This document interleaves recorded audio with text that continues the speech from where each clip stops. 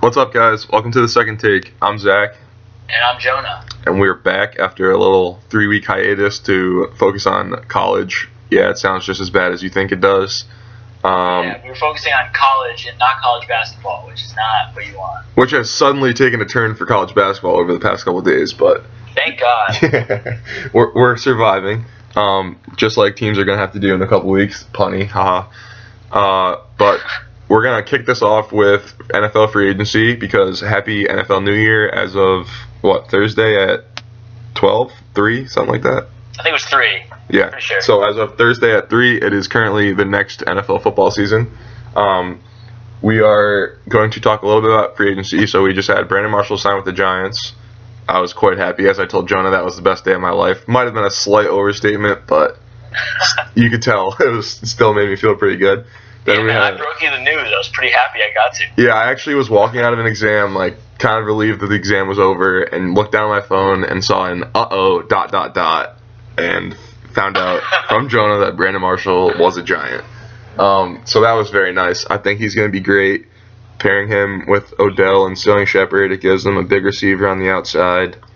And then you have Shepard in the slot, and Odell is free to roam.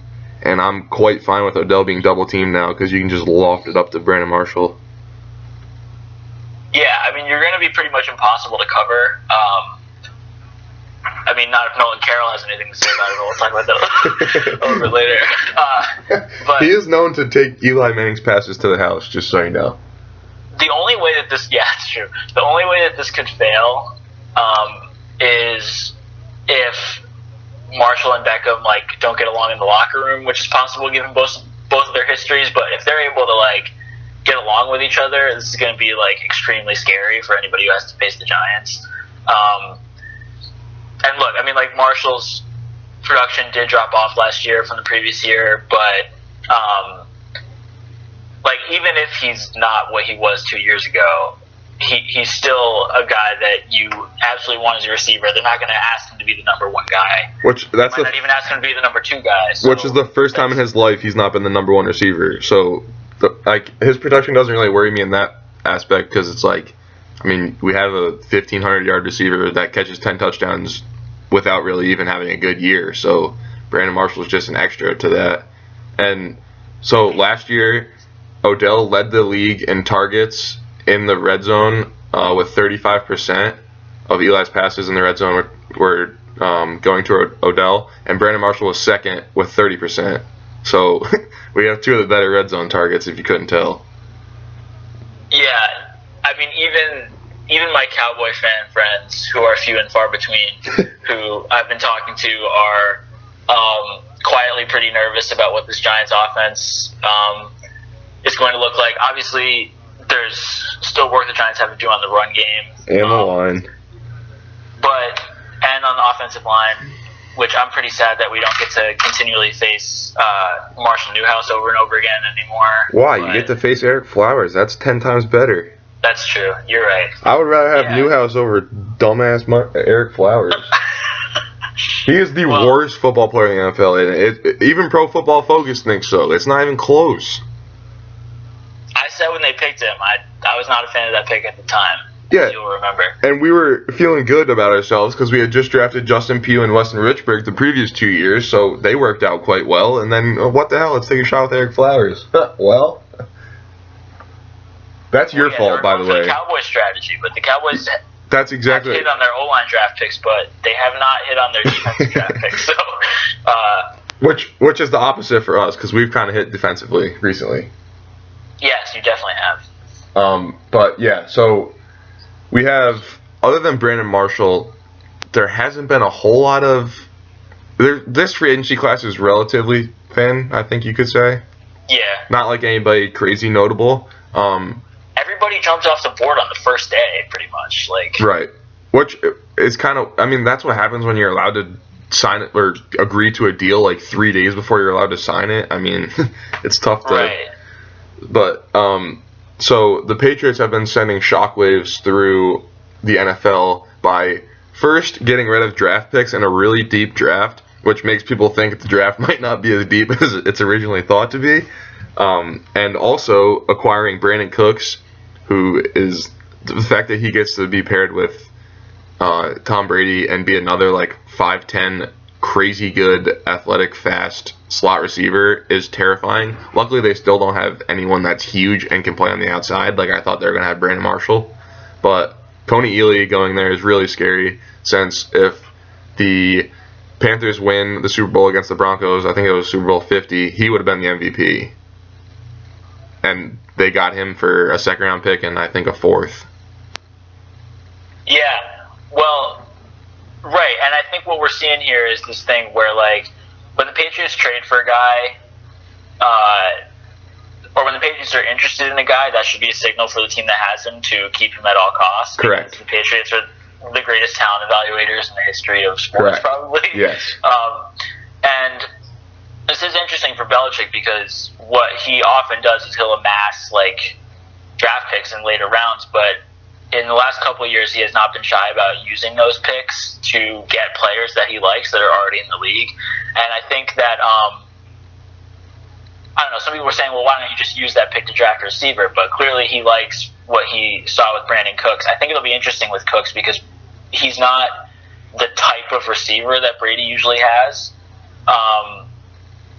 But I think that he's going to be a weapon that's is going to be really difficult for anybody, particularly in the AFC, to beat.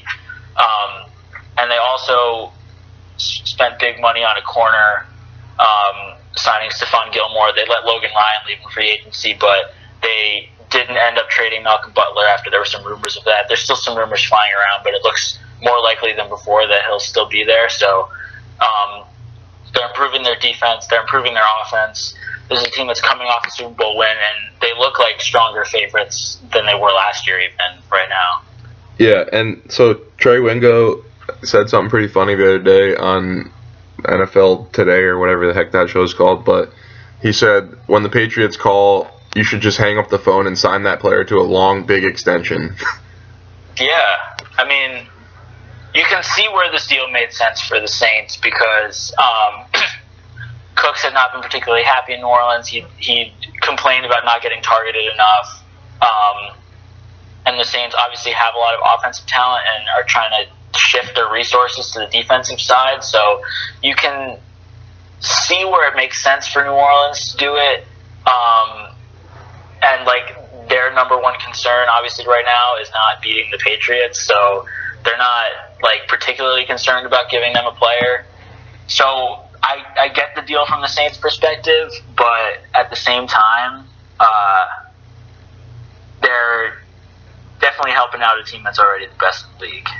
Right, and we talked about this earlier, but we originally thought that the trade was going to be Malcolm Butler. It looked like it was going to be Malcolm Butler for Brandon Cooks, more or less straight up. Yeah, that was the rumor. That looked better for the Saints because they if you had a secondary of Delvin Breaux and Malcolm Butler next to each other, and then like a Kenny Vaccaro in the secondary, and Roman Harper because God knows he can still play. You start to look a lot better defensively. You're at least sure up your passing game much more than it had been in the past. The fact that they acquire a first-round pick now for that isn't a bad thing, but obviously right, it's less certain. Like, what's the chance that you get Malcolm Butler or someone similar with that pick? Right. I mean, this draft is deep on corners, but obviously rookie corners are notorious for having difficulty in their first couple seasons, even if they improve later on. So it's difficult to see where the Saints are going to get. And I don't know, maybe the Patriots were the ones who said no on the Butler for Cooks trade. Right. I do think that getting Butler straight up for Cooks would have probably been better than this package, but I don't know. We'll see what happens with the Saints, but they don't exactly have a great history of drafting defensive players. So right. So lastly, we're just going to touch on this briefly, but there's some quarterbacks that are available and some quarterbacks bouncing around. Brock Osweiler was traded from the Texans to the Browns for salary dump. Yeah, basically it was an NBA trade. Just trade him, cut him, and there you go. So more or less the Browns just bought a second-round pick with all their resources. I don't know if Browns fans are really thrilled about that, but better It's than a lot having. of money to pay for a second round pick. I mean, I get the strategy, but Yeah. like when it all evens out, I was reading Bill Barma on ESPN was saying that all things considered, even if they end up cutting Osweiler, they'll end up having paid about $10 million for a second round pick. Yep. Which obviously second round picks are a valuable asset because you can get a pretty good player and you don't have to pay him a lot based on the rookie wage scale. But it's still a pretty hefty price to pay for a second round pick. It seems to me that there were possibly better uses of that cap space for Cleveland, and they have been using some of their cap space so far, particularly on their offensive line. But yeah, it'll be interesting to see if this Cleveland team can follow the sort of development strategy like we've seen from Oakland and other teams that have built around the offensive lines. Right, and we have, then they have $100 million in salary cap space. So like, $10 million isn't going to kill them, especially in a weak free agency class. So just roll that over to next year and see what happens. But we also have Mike Glennon going to the Bears on a relatively large deal, I guess. It's like Brock Osweiler, kind of. I think it's in the $16 million range. The Bears have already committed to him as their starting quarterback. They're pretty excited about it. It seems like losing Alshon Can't Jeff. imagine why. Well, yeah, especially when you lose the 6'5" receiver that's incredibly talented. So he doesn't have a whole lot of options, Eddie Royal. Yeah, well, right. I just don't know. I mean, obviously, look, Mike Glennon, he's not some unknown quantity. I mean, like, he hasn't started a lot of games, but we've seen him in Tampa Bay. He wasn't an accurate passer even in college, and he has not improved on that in his NFL career. And so people look at Mike Glennon and they like sort of see the image of a franchise quarterback. You know, he's big and tall, and he has a lot of arm strength, but he has not shown himself to be an accurate passer at all. So it'll be interesting to see what this Bears team's strategy is with Glennon. The way they structure the contract, they can get out of it pretty easily after this year without having to pay a lot of money. So it is just kind of a prove-it contract. They're not committing to him for a very long term, but it does seem like they've committed to him as their starter for this season. And yeah, it'll be interesting to see where that goes. To me, it would have made more sense for the Bears to sign somebody like Brian Hoyer, like bring him back and just sort of get a stopgap guy in there who you know will be like at least a competent quarterback for a little while, and maybe draft a quarterback and develop him, or just wait till the next quarterback class. I mean, I figure this team will be really bad this year, and eventually Sam Darnold's going to be available to draft. So, Well, I hope he doesn't go there because I really like that kid. yeah, me too. Dude, the NFL scouts are already saying that like he's going to be the best quarterback prospect to come out in quite some time. So Yeah, the most talked about name at this year's NFL Combine was Sam Darnold, and he's not even eligible to come. In this draft, right? Which shows you where this draft is at. This draft is considered to be relatively deep, but it's not very strong at the top. So I honestly think that there's some pieces that could really help some teams, but we're gonna get more into that in the coming month. yeah, once the tournament ends, we'll get into some NFL Right. talk. But yeah, so I mean, I'm really not thrilled with the current trend to sign basically pure backup quarterbacks as starting quarterbacks around the league for teams that don't have a quarterback. That doesn't make any sense. Like, he's a backup for a reason, and I understand he's only been in the league for 4 or 5 years and that he hasn't had a chance, but why are you donating so many resources and hoping it works out when you really have no idea what's going to happen? And the Right. Giants are about to do the same because it looks like they're going to sign Geno Smith as their backup quarterback. So Geno Smith, yeah, I saw it this morning on Twitter. we'll see what happens. But there's one other backup that isn't necessarily a backup that's been floating around these last couple of days, whether he's going to be traded or released, and that's Tony Romo. The big fish in the pond, yeah. Yeah, Well, the only fish. He's eating all the other small fish. At least he should be. yeah. Well, the Osweiler trade that Houston made seems to indicate that they think they have a good shot at getting Tony Romo, whether that means flipping a late round draft pick for him the Cowboys are not getting their asking price of a second-round pick for Tony Romo, not with that contract and his injury history. But Houston clearly thinks that they have a good shot to sign him as a free agent or to get a late-round pick to Dallas for him. The contenders everyone's talking about for Romo are Houston and Denver, which seem to make a lot of sense on paper for him. Those are both teams that are pretty close to winning and are maybe, in some people's minds, a quarterback away. I think he makes more sense for Houston than Denver because Denver has a pretty weak offensive line, which is not a thing that you want to have with an injury-prone quarterback. And they are a little bit more set at quarterback than Houston is because, Simeon was pretty good before he got hurt. And Houston pretty much has nobody at the quarterback position right now unless you're a fan of Tom Savage. So I think that Houston makes a lot of sense for Romo. He wouldn't have to leave Texas, etc. And I think that team would go pretty far with him if he stays on the field. Obviously, the biggest caveat with him. But I think, with Peyton Manning, when he became a free agent, this isn't the same situation as that. Obviously, Peyton Manning had a better career previously, but they both had injuries. They had been sort of supplanted by a younger guy on their original team. And the original rumors with Peyton Manning were, the teams he was linked to were, Miami, Arizona, San Francisco, and he ended up going to Denver, which was not a place that people expected him to go. So I'd watch out for a team that's not getting mentioned currently to be a landing spot for Romo as well. It could be someplace other than Denver and Houston. Yeah, the only reason I am hesitant to think another team can get involved is mostly because Romo kind of came out and said, I want to go to KC, Denver, or Houston, more or less. I mean, that's what publicly has been stated, at least. But KC... Well, yeah, if I was him, I wouldn't want to go to a bad team. I mean, he's got probably 2 years tops left. Right. I spend it on a team that's not going to make the playoffs. Right. The only team that I think could get in the conversation is the Jets, but I don't think that he would want to go there. Or maybe Washington, but I doubt that Dallas would let that happen. Is that? Here's a dark horse for you. What about the Jacksonville Jaguars? Nope. Tom Coughlin will never go against his team like that. But do you think the Giants would be upset if the Jaguars got Tony Romo? No. I'm saying I personally don't think Tom Coughlin is a big Tony Romo fan.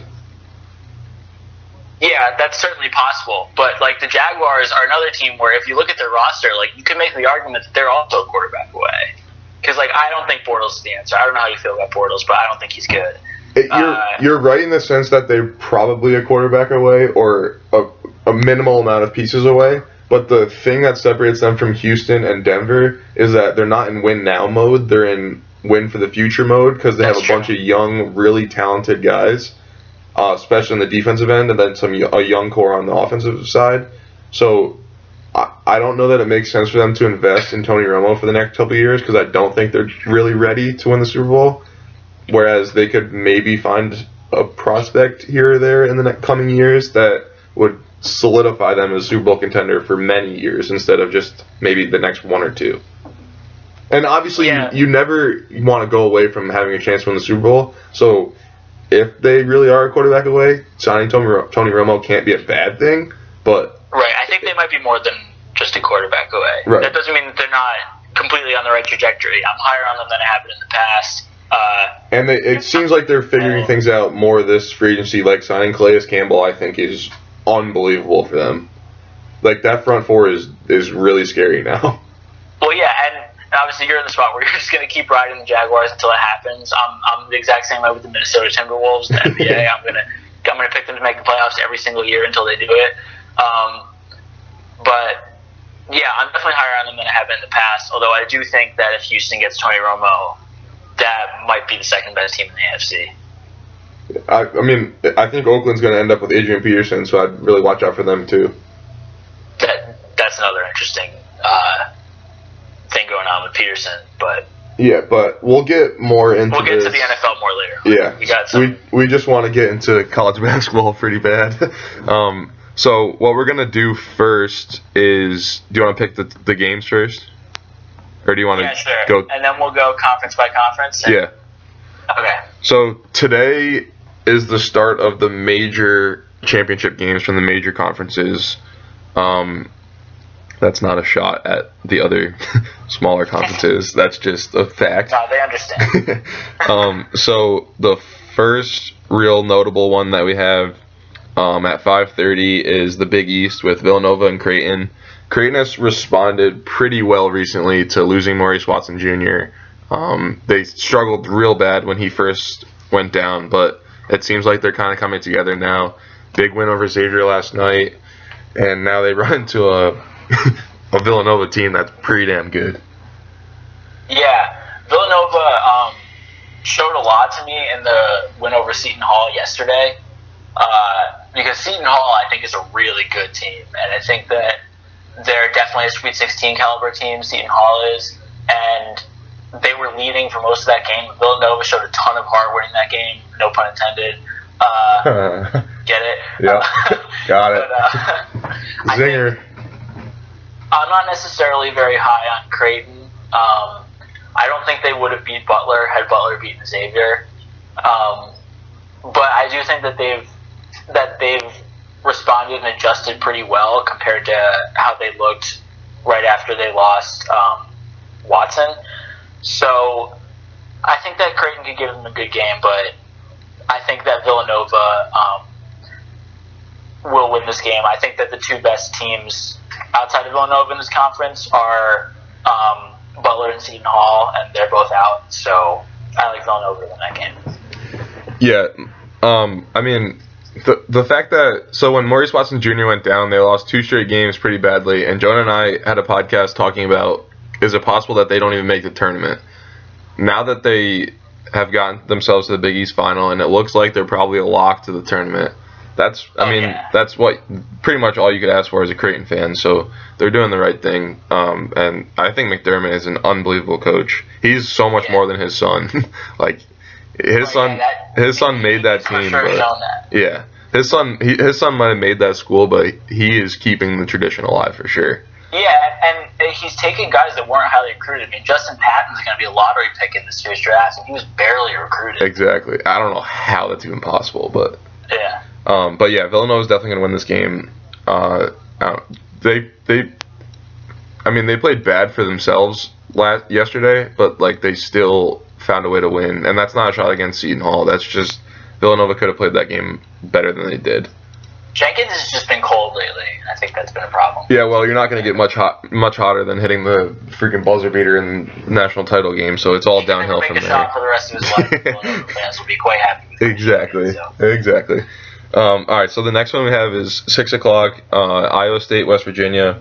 If you polled anyone in the Big 12 preseason and asked them to pick 2 teams to make it to the Big 12 championship game, I bet you would have seen West Virginia a good amount, but I guarantee you there might have been 2 people total that picked Iowa State. Most people would have been one of those people for the record. Yeah, I know you would have been. I love Iowa State always. But they were picked like bottom half of this Big 12 conference to start the season. They were not supposed to make the tournament. They were not supposed to be anywhere involved in any of this. Right, yeah, exactly. So, and to not have Kansas and not have Baylor in this is probably surprising to most. Right, yeah. I mean, I'm not super high on Baylor, but I have been super high on Kansas. I feel like I picked them to win the tournament every single year. It's kind of hard not to be honest. Right, but I think it will. I don't know. I think this game will be interesting. West Virginia is a very interesting team. They're the kind of team that can absolutely beat any team in the country at all, as they've shown by beating Kansas and Baylor during the season. But they're also a team that can lose to anybody. Like, just the style that they play is very volatile. So, I don't know. I'm going to go with Iowa State, because why not? Yeah, so I like to come up with formulas, if you haven't figured it out yet, of how to beat a certain team. Like, I probably said the formula of how to beat the Cowboys maybe 75 times, plus or minus like 5 throughout the NFL season. Yep. So for me, to beat West Virginia, the most important thing is to have good guards. Not in the sense that like they have to score 40, but in the sense that they have to be good with the ball and like, guys that can break the press. Yeah. Yeah, and if you could craft someone to do that, you probably wouldn't have to look any farther than Monte Morris. Yep. And then you also pair that with Naz Mitri Long and Burton, who can handle it, and like Iowa State fits everything you need to do in order to beat West Virginia. And they're an experienced team, so I like them a lot in this game. They just played West Virginia at the end of the season and lost by 11. That was in West Virginia, and it was much closer than 11. So, and that's one of the toughest places to win in college basketball, too. Right, and you get that. There's certain stretches of the season, like the last game of the season, where being pressed for 40 minutes is much harder than it normally is, so they're allowed to have a shaky game every now and again. But before that, I mean, like, they've won a lot of games recently. Their last loss before that West Virginia loss was February 7th. So they're really feeling pretty good. But they didn't have to play Kansas. They didn't have to play Baylor in this tournament. They just had to beat Oklahoma State, which is a really good win for sure. And then TCU, who surprised a lot of people by beating Kansas. But yeah, I think Iowa State kind of left it all on the court against Kansas. TCU did. Yeah, exactly. I mean, you kind of had to. But right. And then West Virginia. I don't even think West Virginia should be here. I think Kansas State should have won that game last night. And this would have been very interesting to talk about two teams that were picked to finish close to the bottom in the Big 12, finding themselves in the championship game. So you're going with Iowa State as well? Yeah, definitely. Right. So then the next one you want to do is the ACC? Yeah, sure. So that's at 9 o'clock on ESPN tonight. Notre Dame against Duke. Notre Dame with a pretty solid win over Florida State last night. It got closer at the end, but Notre Dame controlled that game. And Duke with a very nice comeback win over UNC earlier in the day. So these are two definitely deserving teams here. Yeah, Notre Dame is quietly probably, I think they're the most underrated team in the country, in the fact that nobody ever mentions them ever, and they're always in the conversation of one of the best teams in the country. Like, you don't have to say it, but you just know that if you play Notre Dame, you damn well better bring your A game. Right, exactly. They're always, and they always end up beating higher seeds than them in the tournament. Like, you just see it as a pattern. And last year was a good example of that. With them getting all the way to the Elite Eight, but they always seem to have something extra in the tank. I know you're looking forward to facing Bonzie Colson again tonight. Yeah, definitely. Yeah, well, it should definitely be a good game. Both teams are pretty much at the top of their games right now. So it should be interesting. I don't know. Are you going to pick Duke to win this game, or are you going to do your thing you've been doing all year with keeping your expectations low? Well, Notre Dame has won 8 of their last 9. They've knocked Duke out in the last 2 ACC tournaments. And Duke is going to have to play 4 games in 4 days to win this. Notre Dame's 3-3, 3 games in 3 days. I don't know. I mean, Duke has won. So Duke beat Louisville in the quarterfinals, and they were down 12 in the second half. Came back and won the game, and actually had control of it for most of the second half. And Duke was down 13 to UNC. Came back, took the lead with 10 minutes to go, and pretty much held on, I would say, right? Yeah, I think they held the lead for the rest of the game. So they're doing it by having relatively poor starts and then just not giving up. And they're not doing it by playing spectacular basketball. They're literally just doing it by having heart and not letting any team throw them out, basically. Notre Dame is a really tough team to beat. Really tough team. This game, Duke beat Notre Dame during the season, and it was probably one of their better wins. And the way that Notre Dame plays, pretty much Notre Dame will be losing in almost every game they play against a good team. And you'll think that they're about to just put the nail in the coffin, and all of a sudden Notre Dame ties the game, and it's what the hell just happened? So I expect that to happen again tonight. I think it's going to be a really close game, like a last possession type of game. And damn it, I'm going to give it to Duke. Yeah, I'm going to go with Notre Dame in this one. Obviously, I think Duke is for sure starting to become the team that we thought they'd be at the start of the season. I think that I don't know. I just think that Duke, like, on a fourth game in 4 days, running into this Notre Dame team that's already extremely difficult to beat, who is going to want to beat Duke after the result earlier this year.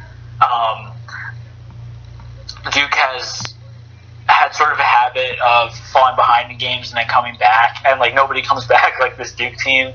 But I think it's going to be really difficult for them to do that for a fourth time in 4 nights. And so, like, obviously nothing against this Duke team. I think that they're gonna.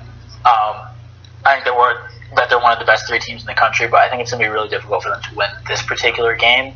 So I'm gonna go with Notre Dame tonight. Yeah, and I think that if Notre Dame wins tonight, do you think they could get onto the 3 line if they win tonight? Because they had wins over Florida State and Duke, they'd be the tournament champions of the best conference that we've probably ever seen. I mean, you can make an argument. Yeah, the only thing that I think could hurt them is if Kentucky doesn't win their conference tournament. Kentucky would probably find themselves in the 3 line, which would mean that one team wouldn't climb up to the 3 line, and that team probably would be Notre Dame. Because you're talking about UCLA, Kentucky. I mean, that's if Kentucky loses, because most people think they're a 2, which I think is a joke. But anyways, we'll get to that later. Well, yeah, I'm just watching. I've been watching as we're recording the Alabama-Kentucky game that's going on right now. Alabama's giving Kentucky a real run for its money, which we'll talk about the SEC in a little bit more detail later on. But. Yeah, but we'll get to pretty much everything, I promise. But the last title game today, that notable one, is Arizona and Oregon. Oregon's favored by 2. This game is in Las Vegas.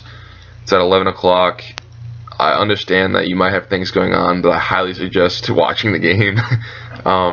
There's like a select few games that I really choose to stay up for, and they all involve Oregon, Arizona, or UCLA, and occasionally Gonzaga. Yeah.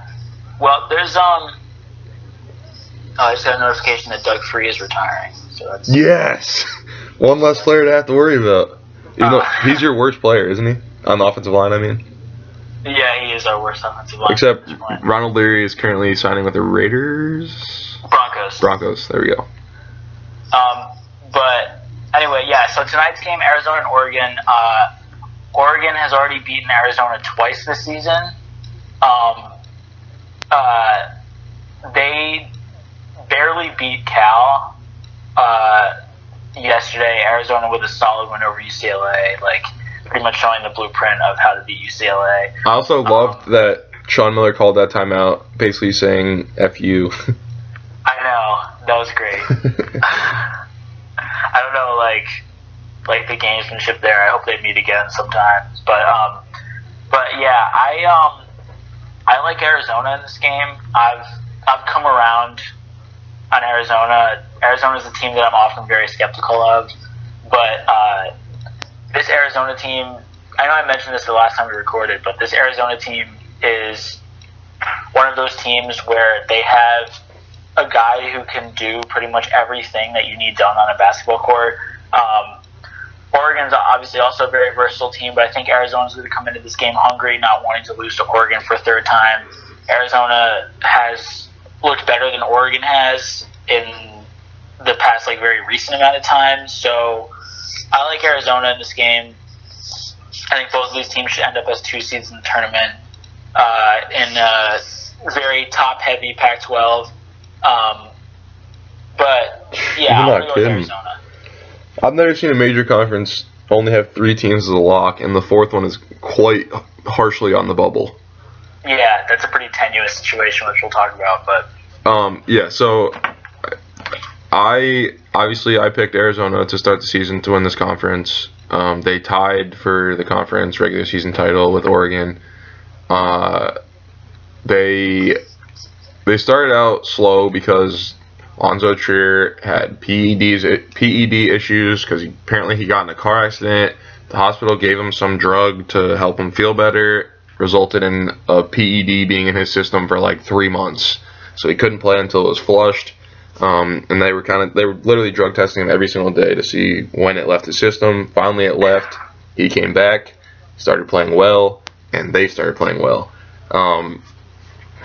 I do really like this Arizona team. I have liked this Arizona team pretty much all year, but a team I've also really liked is Oregon. They're really rounding into form. I know they just struggled against Cal yesterday, but that's because they're mostly a shooting team, and sometimes you just have bad days.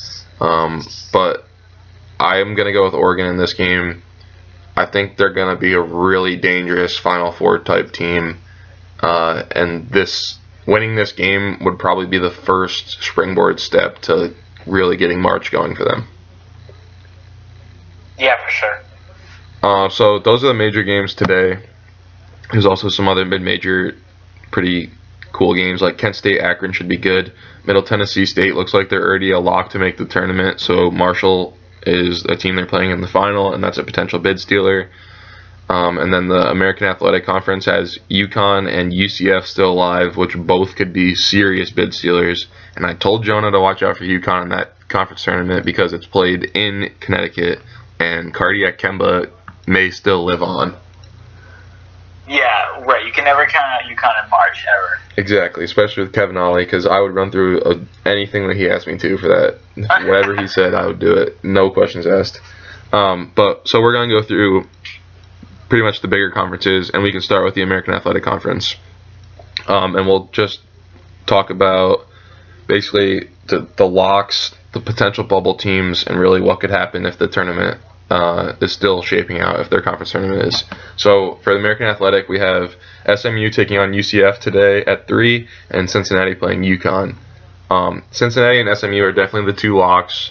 They're both ranked in the top 25, both pretty good, have the same type of recipe, play really aggressive defense, and have just big physical football playing looking guys. Sometimes have a really hard time to score. Sometimes the hoop looks like the ocean to them. I know you kind of like both these teams, right? I don't like SMU that much. I like Cincinnati, though. Yeah, I'm not very high on SMU either. Their best player is Semi Ojeleye, and he's coming from Duke as a transfer, and I definitely think he can play, but you cannot rely on him to be your go-to scorer in March, I don't think. So I'm not very high on SMU. I think they could lose. I actually think UCF is going to beat them, and then I think they could lose very early in March as well. And then Cincinnati and UConn. Cincinnati just plays so good on the defensive end that it makes it very hard to beat them.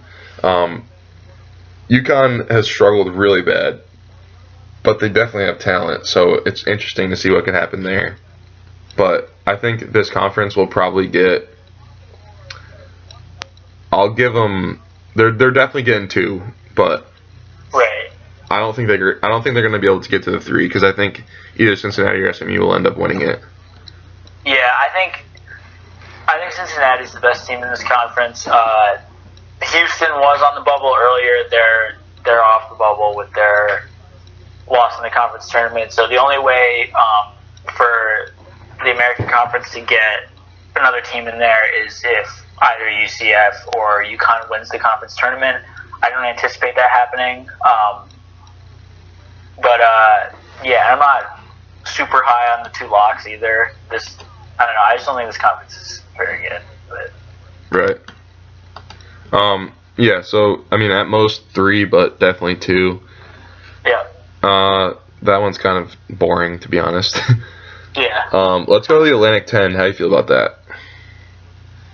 The Atlantic 10 is maybe the strongest mid-major conference this year. Yep. I think that in terms of locks, you can lock in Dayton despite their loss to Davidson. you can lock in VCU, and then after that, it'll depend. I mean, Rhode Island is a team that's squarely on the bubble right now. That's a team that a lot of people thought was going to win this conference at the start of the year. They had some injury issues at the start of the season, but they're coming on strong right now. They're looking pretty good. As of now, I don't know. It's hard to say. I mean, I think they might have to win the tournament to get in. I don't know. What do you think? I really like Rhode Island, probably more than most people. I guess I like them more in the fact that I think if they get into the tournament, they could definitely win a couple games. That doesn't mean they deserve to be in the tournament per se, but I do think they're going to win this conference. Just because I think on paper they're probably the best team, and they're starting to play like they should be the best team.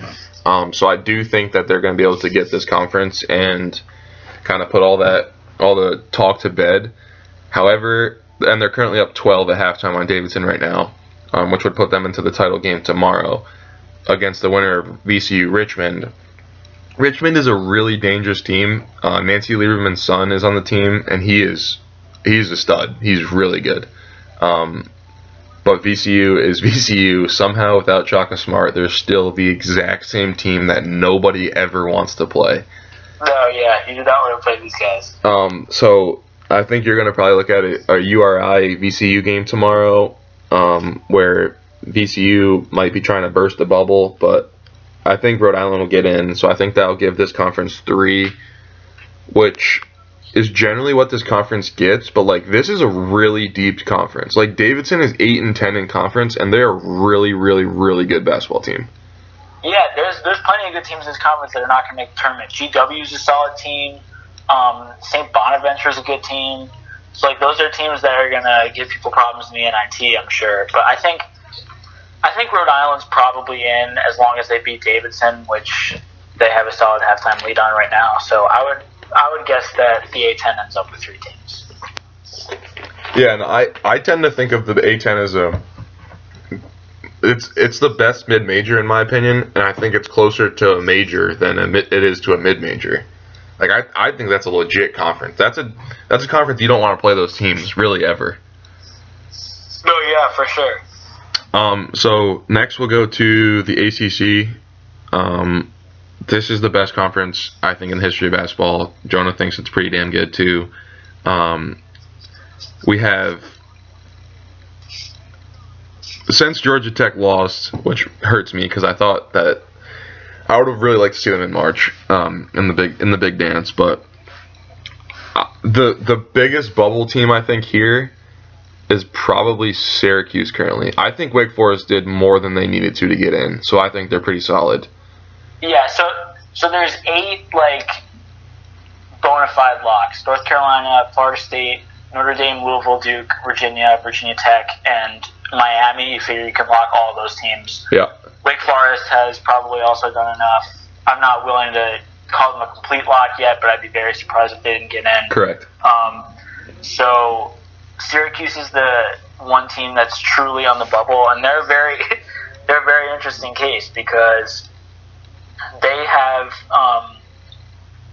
a number of like top 50 wins that normally guarantees you a spot in the tournament. They were 10-8 in a very good conference, but they have 14 overall losses, including some pretty bad ones, and they really haven't beaten anyone away from home.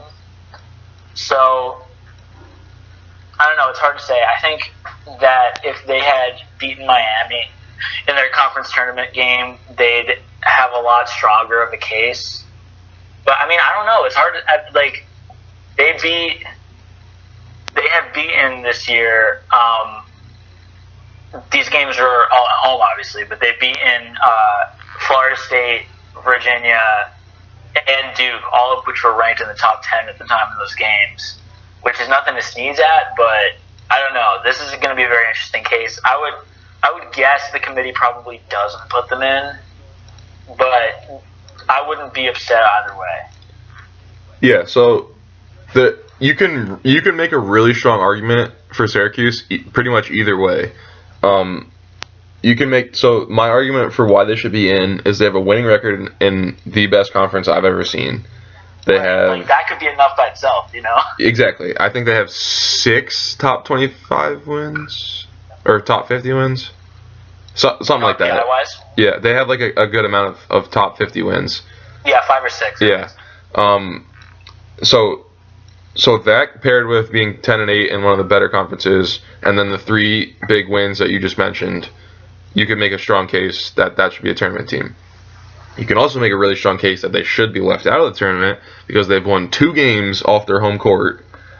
They've had 14 losses, and really, Syracuse is built on playing in the Carrier Dome. If you took the shooting percentages of teams in their warm-ups without any fans, without any defense, literally just shoot around, it would be by far the worst percentages would come from playing in the Carrier Dome.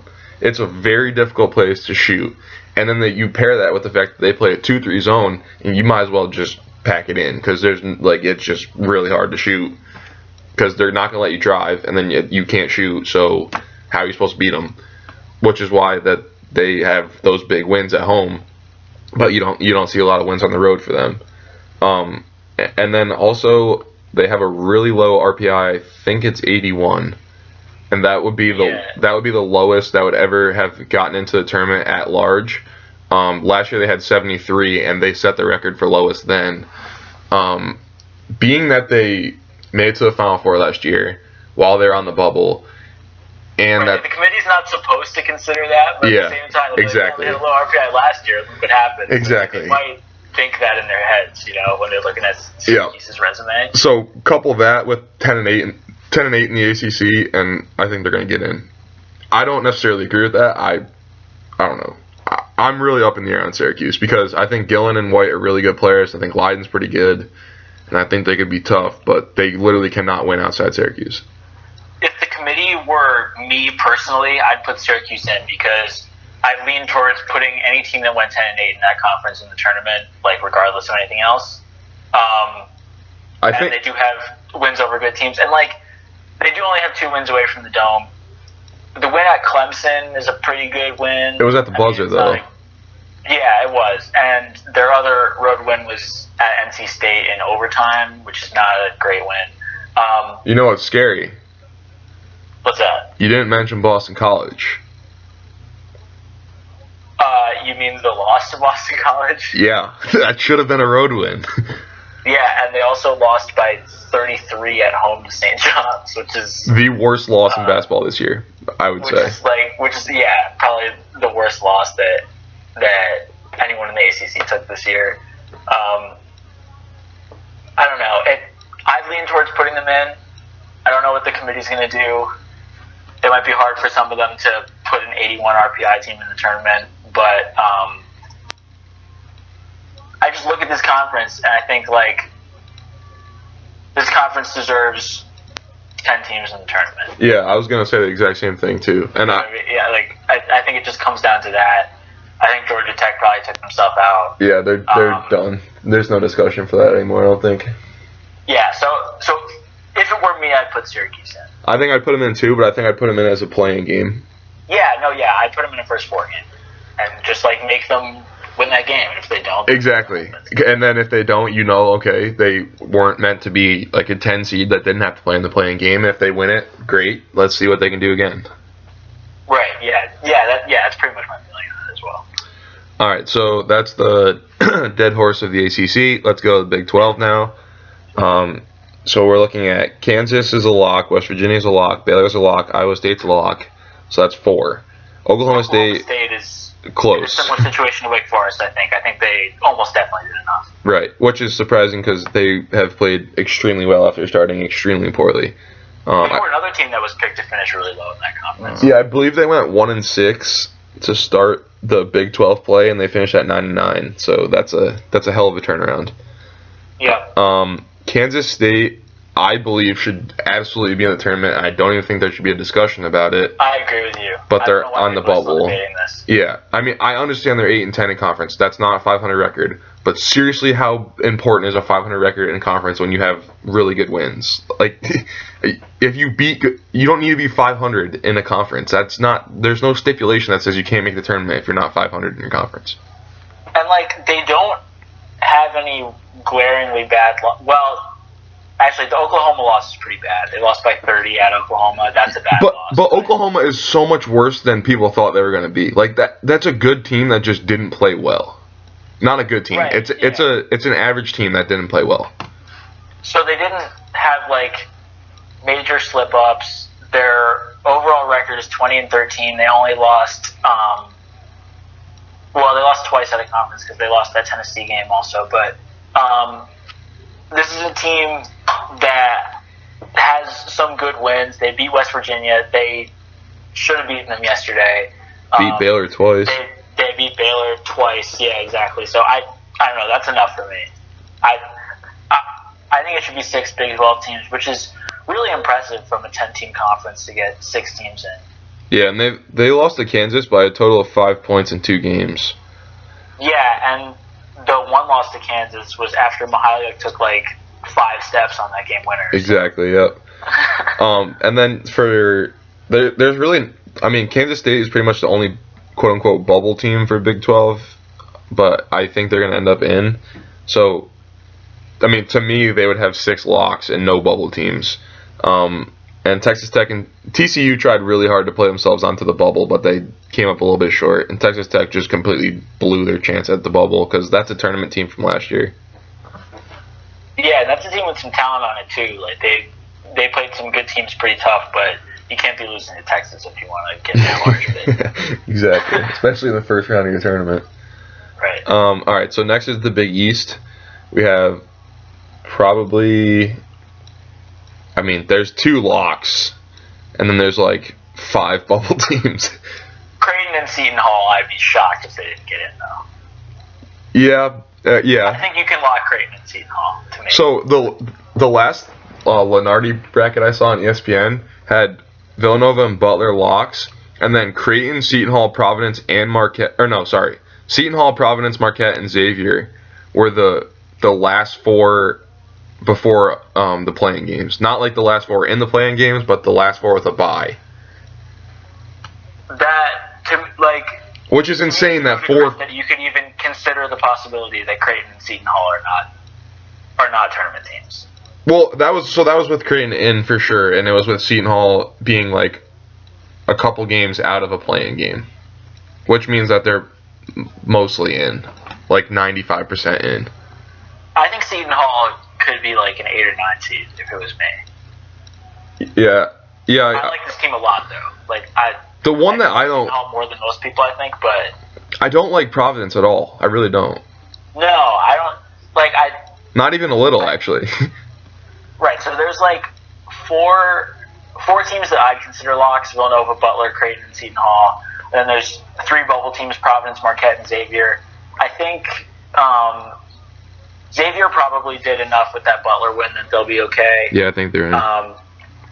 I would guess that Marquette gets in. I think Providence is the one that's going to have the toughest time. Although Marquette's no lock either. Yeah, see, I don't think either of them should be a tournament team. Yeah, I mean, I don't know. So Marquette has some really, really, really bad losses. Like, they got blown out by Georgetown. They did. They also lost by 14 to St. John's. And Providence lost to Boston College earlier in their season. I understand they're playing well now, but, like, neither team has done anything. Just because they're beating Creighton and Xavier without Creighton and Xavier's 2 best players, like, that doesn't do anything for me. Although Marquette does have the win over Villanova. Which, I mean, that maybe gives them an edge over Providence, but it still doesn't put them in for me. Well, right, that's what I'm saying if you're going to take one of them, you take Marquette, though, right? I would, yeah. Mostly because I enjoy watching them better. Right, yeah. Well, I don't know, just like looking at Providence's resume, it's tough for me to see, like, what win they can point to and say this is why we should be in the tournament. I mean, right. They edged out a road win at Creighton. They beat Butler, but I don't know. I think I'd probably put Marquette in. I'd probably give the Big East 6 teams and leave Providence out and maybe put Marquette in the play-in game. Yeah, I'm only gonna give them 5. I don't think they deserve 6. It's not. The only reason that there's more than 4 in this conversation is because Creighton and Xavier lost 2 of their stars. That's probably true. If Edmond Sumner, these other teams some wins. I don't know. I'd lean towards Seton Hall might have been good enough anyway, but I'm higher on Seton Hall than most. So. Oh, sorry, yeah. So I'd have 5. My bad. So like Providence and Marquette, the only reason they're in the conversation is because Edmond Sumner missed most of the season, and Maurice Watson Jr. same thing. Yeah, I reserve the right to change my mind about Marquette, but as of currently, I'd have Marquette and Xavier and Providence out. Sure. So we got the Big Ten next. We have weird as hell conference right here. Yeah, there should be, in my opinion, there should be 0 locks, and every single one of these teams should be on the bubble and be evaluated extremely harshly. That's coming from a Maryland student, by the way. So Purdue and Wisconsin are the 2 best teams in the conference. The Big Ten, for as weird as it is, it seems pretty clear cut to me which teams are going to be in and which teams are going to be out. So here's what I find extremely scary, especially as a Maryland student. The committee released a tweet yesterday that said 22 of the, is it 32 or 34 at large? Isn't it 34 now that the field's bigger? That's 60, right? So they said 22 of the 34 at-large teams have already been selected. Do you know what that means? That probably the 23, 24, and 25, in the rankings probably weren't selected, and guess who's sitting at number 25? Right. And yep. Maryland, if you broke down Maryland's resume, it is terrible. Like, terrible. I mean, I think they'll probably be fine.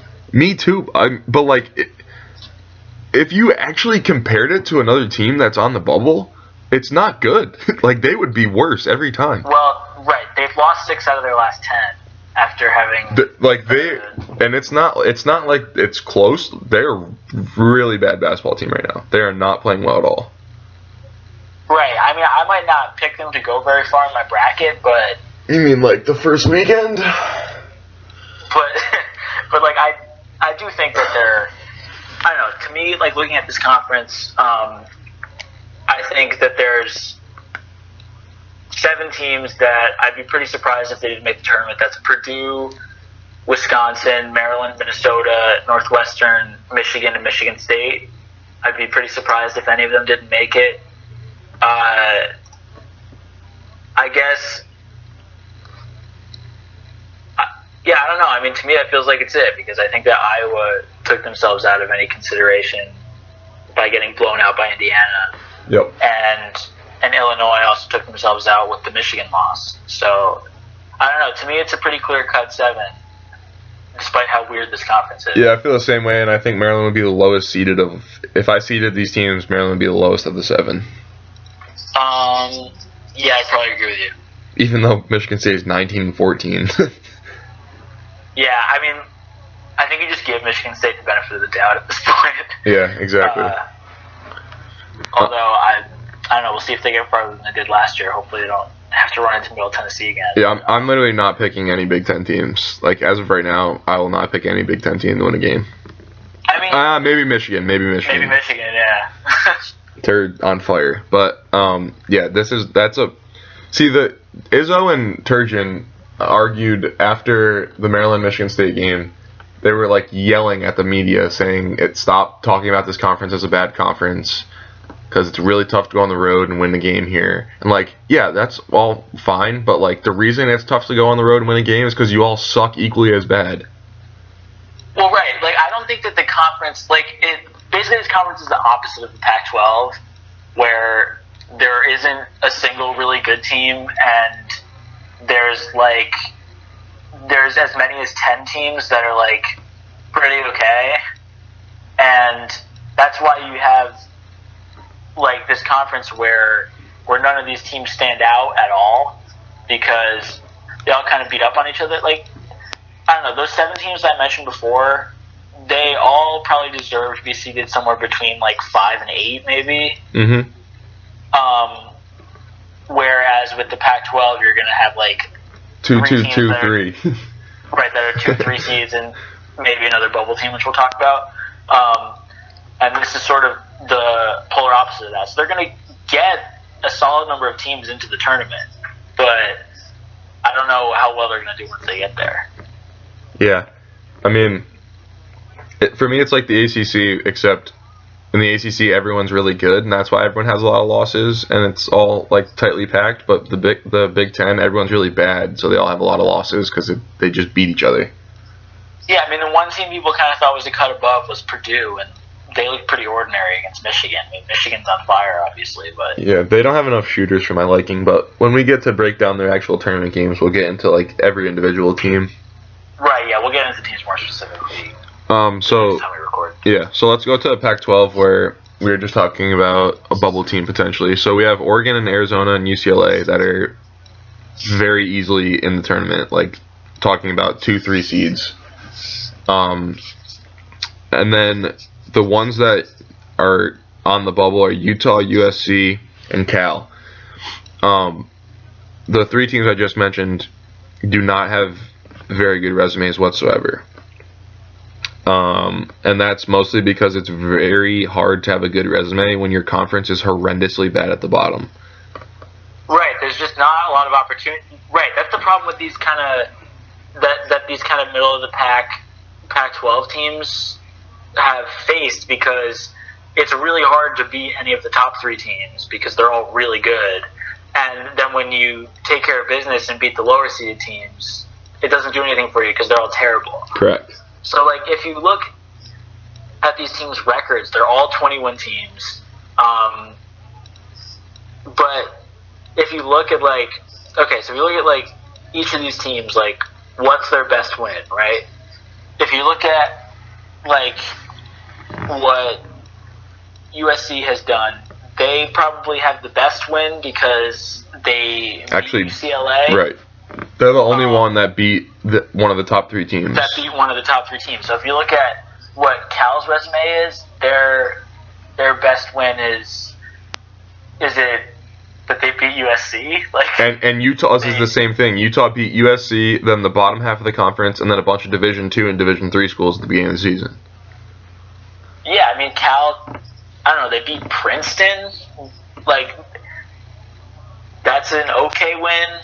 I mean, Cal, you give them credit because they did schedule some tough teams. They played Virginia. They should have won that game. Seton Hall, but, like, I don't know. To me, the only one of these teams I'd put in is USC. And they're pretty harshly on the bubble. Yeah, I probably lean towards having them in, but I think it's gonna. I think this Pac-12 is a 4-bid league. Yeah, I don't even think you can make the argument that it's more than 4, but I could easily see the argument that it should only be 3 as well. If Cal had pulled it out against Oregon last night, we might be having a different conversation about them, but... If USC had beaten UCLA, they would have been a lock and not a bubble team, too. Right. But, right, yeah, I mean, the reason I lean towards USC is they have just, like, taken care of business to a greater extent. Like, they only have one loss that you'd consider to be bad, which is the Arizona State loss, which they only lost by 1. And Arizona State definitely got better towards the end of the season, so... They're not good, but it makes it look respectable. Right, so they lost once each to Cal and Utah. They lost to the bigger teams in the conference a couple of times, and they didn't lose at all out of conference. They didn't play a great team, and they took care of business. And they're a tournament team from last year. Benny Boatwright missed most of the season. He's back now. They're playing much better. That's a tournament team. Yeah, but I don't... And I think it's a dangerous tournament team. And I don't think Cal is either. Yeah, but I think USC is going to win a game in the tournament, at least. Yeah, that wouldn't surprise me either. All right, so last one is SEC. This one's bad, too. Yeah, this is a special kind of bad here. Yeah, so Kentucky, Florida, South Carolina are definitely in my opinion. Arkansas is in, too. Yeah, but, like, I don't like that. I mean, they haven't done a whole lot for me. They haven't really done anything for me. I don't even know that South Carolina's resume looks better than Arkansas's does. Yeah, but without PJ Dozier for most of it, it's. I mean, I don't know. Like what's Arkansas did lose to Missouri. Yeah. Well, that's the SEC for you. Arkansas, like, their best win is at South Carolina. Right. Which Which is is- just relatively. Which is, like, Recently. that's not great. Yeah, I mean, but- right.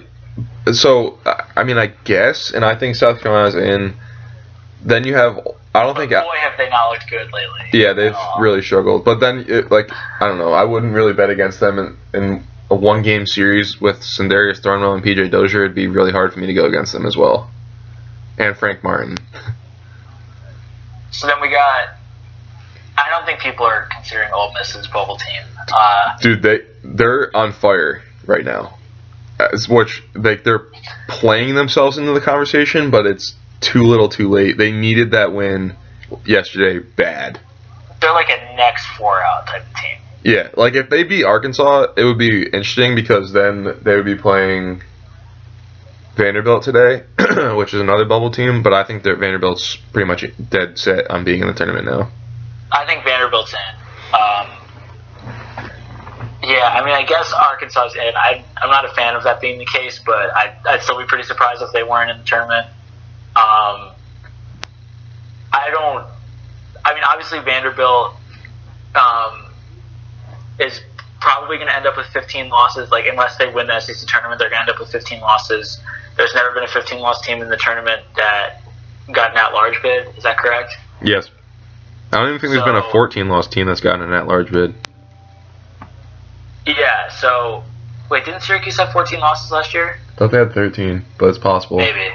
Because I remember they were going to have... They had 14 this year, right? Yeah, which is one more... Yeah, because this would be one more... They would literally break their own record from last year of being like the quote-unquote worst team to make it in as at-large. I think Vanderbilt has done enough for themselves. They've beaten Florida up 3 times. They've absolutely dominated the second half of their schedule, which is exactly what they needed to do in order to make themselves be able to play in March. Right. And it didn't help them. I mean, it didn't hurt them at all that they get to play their conference tournament in freaking Nashville, which is literally where their school is. Yeah, that certainly doesn't hurt. I mean, this is another weird conference. It's a weird college basketball season. We could talk about Alabama a little bit, too. I think they probably need to win this Kentucky game. I still don't think they're in, even if they beat them. Yeah, they probably have to win the tournament, the conference. Well, right, because if they don't, they'll have 14 losses and they won't have really a good win. People think Kentucky's a good win. To me, Kentucky's not a very good win in your conference. Like, obviously, it's the best team in your conference. You want to beat them. That looks good. But, like, the fact that this notion that Kentucky is such a dangerously gifted and talented team is extremely overblown.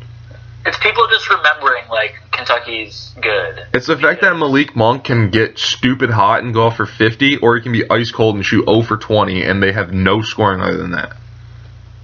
Right, because... And Calipari Fox is not a sucks. scorer. Yeah, I mean, if I was Calipari, I'd be running, like, just put the ball in Monk's hands. Because if you keep giving it... And this is kind of a digression. We'll talk about Kentucky more once we get to the actual bracket breakdown. But I'd just be running pick and rolls with Monk and Bam. And just, like... I think that's your best play. I mean, it's not guaranteed to work because obviously, like you said, sometimes Monk goes ice cold. But, like, if you're just, like... relying on like the ball being in De'Aaron Fox's hands all the time, and like that's going to win you the NCAA tournament, it's not going to win you the NCAA tournament. Like if you want to beat really good teams, you have to hope Monk gets hot because like that's how they beat North Carolina. Is Monk had Yeah, and they needed 49. 105 to do it. Right. So I'm not a big fan of this Kentucky team. I think that their only hope for advancing really far is to just put the ball in Malik Monk's hands because he's their most talented player. Anyway, just getting back to the SEC as a whole, I think they probably end up with 5 teams, but Yeah. I wouldn't be surprised if any of them lost in the first round. Yes, exactly. I feel the same I don't way. think Florida's that good. Do you? I think Florida is the type of team that's dangerous in March, but they're also the type of team that could falter a little bit. Right. I mean, they've lost to Vanderbilt 3 times. I think Mike White is an incredible coach.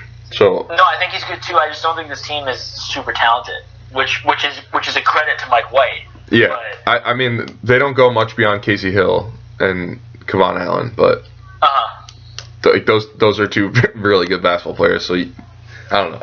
I do think of the teams in this conference, I would lean towards Florida being the favorite, in my opinion, to do the best in March. But that's not saying a lot because there's not a whole lot here. So yeah, I think Vanderbilt ultimately gets in.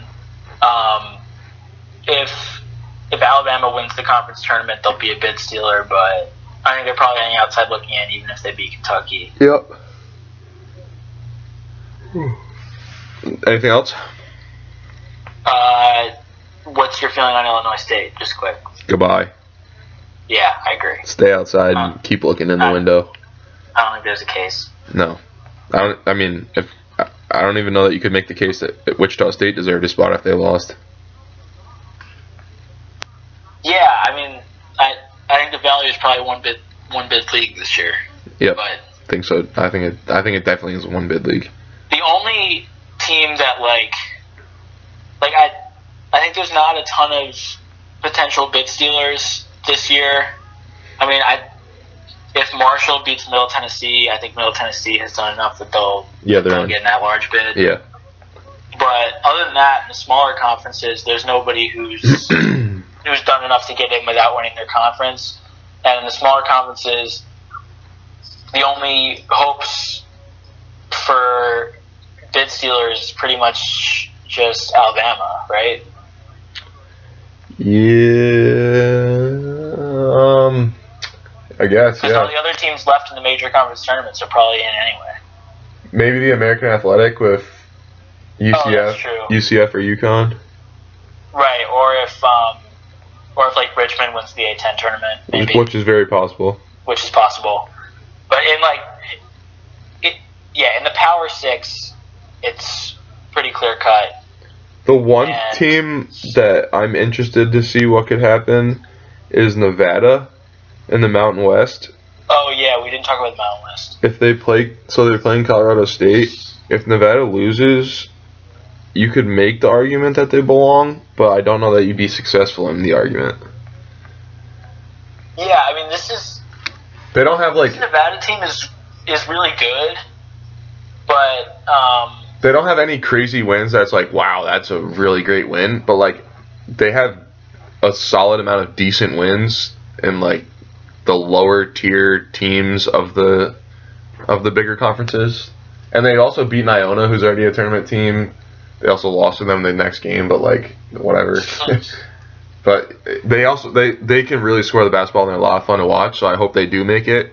So just beat Colorado State. That would be cool, but yeah, I would guess they probably don't make it if they lose to Colorado State, but you could certainly make the argument. It would add another team to the bubble at the very least. Yeah. That's fair. So I will end this with a little bit of I don't even know what to call it. Just something for you to think about, I guess. What if you could take John Calipari off of Kentucky and pair him with Coach K or Jay Wright or Roy Williams or just a good basketball coach? Literally any good basketball coach, yes. Okay. And all he does is recruit for that team. He should be a general manager. Exactly. That's his role. Exactly. How much better is that team instantly? Or if you could have him recruit, even if you take a guy who's a good coach from a program that's not one of the prestige programs, I guess. So if you that's actually a better thought. Probably put him with a lower end team. Or not even lower end. Even if he was recruiting for somebody I don't know, like Buzz Williams at Virginia Tech. It's sure. Random school, a guy who's a good coach, but at a school that's not a huge program. Sure. If you just took him out of there entirely and just put someone else in charge of his players, yeah, that's what I'm literally just let him. In the NBA, let him get the players. they're usually better than they were in college because like, oh, here's a good coach. Like, this is great.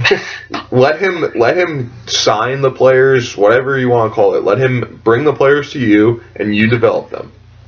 Because he clearly can't. I'm putting heavy air quotes around sign the players there, but you know. Yeah, well, we might not need any air quotes if you know what I mean. Yeah. All right. So we will probably be back sooner rather than later, like early this coming week. We're gonna try to get our brackets done Monday or Tuesday, and then do a podcast then, which will be like the same as our first one of last year. Which actually Jonah and I's 1 year podcast host anniversary is coming up in 3 days. So why not kick off March Madness like that? So we'll. Yeah, March Madness is like why we started to do it, I think. Yeah, it's exactly like our first podcast was literally just going through the bracket. It's the reason we're here. Yes, thank you, March Madness. Yep. So what we'll probably do is the same as last year. Just go pick the first round and then the round of 32, and then we'll just break down the games in a podcast. So if you like college basketball, this next month is mostly all we're going to talk about is college basketball, and then the occasional crazy thing that happens in the NFL or NBA or whatever else happens in the world. Yeah, but then we'll get into some NFL draft talk and maybe some baseball preview after the tournament ends. Yeah, I really enjoy these coming 2 months because between college basketball and then who the Giants are going to end up drafting, I take a lot of pride as a sports fan. Yep, absolutely. All right, so we'll be back in a couple days and try to help you win some money, but that's for recreational purposes only, of course, in March Madness brackets. Yep. So thanks for listening, and we'll see you in a little bit.